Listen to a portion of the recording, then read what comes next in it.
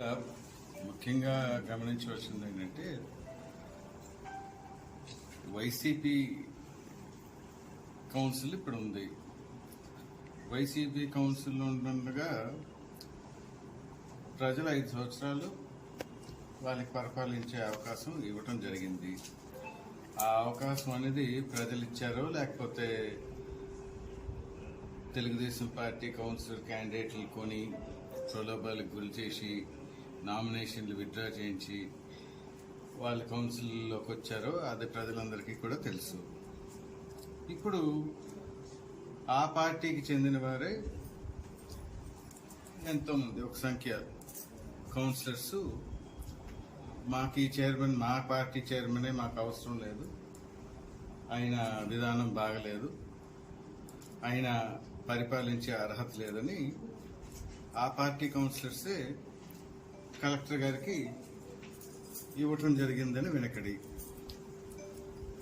కాబట్టి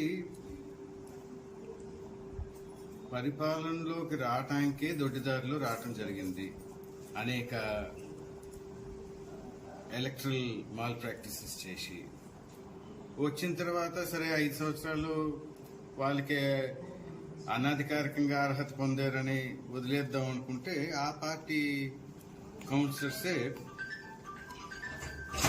అవిశ్వాసంగా వ్యక్తపరచడం జరిగింది స్వయంగా కలెక్టర్ గారికి.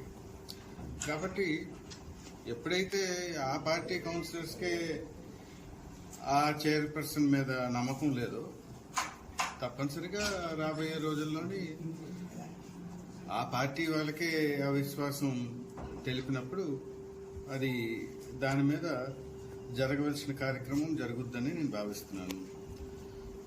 ఈ 4 సంవత్సరాలు కాలంలోని బొబ్బిలి పురపాలక సంఘం తీసుకున్న నిర్ణయాలు అవనండి, లేకపోతే ప్రజలకి ఏ మేరకు తృప్తి చెందారంటే పూర్తిగా అవినీతి పాలై ప్రజలందరూ కూడా అనేక ఇబ్బందులకి గురయ్యారు. కాబట్టి ప్రజల నుంచి ఇలాంటి కౌన్సిల్ నుంచి విముక్తి కల్పించవలసిన బాధ్యత రాజకీయాల్లో ఉన్న వాళ్ళందరి మీద కూడా ఉందని భావిస్తున్నాను. కాబట్టి రాబోయే రోజుల్లో మరి ఏ విధంగా జరుగుతుందో చూడండి.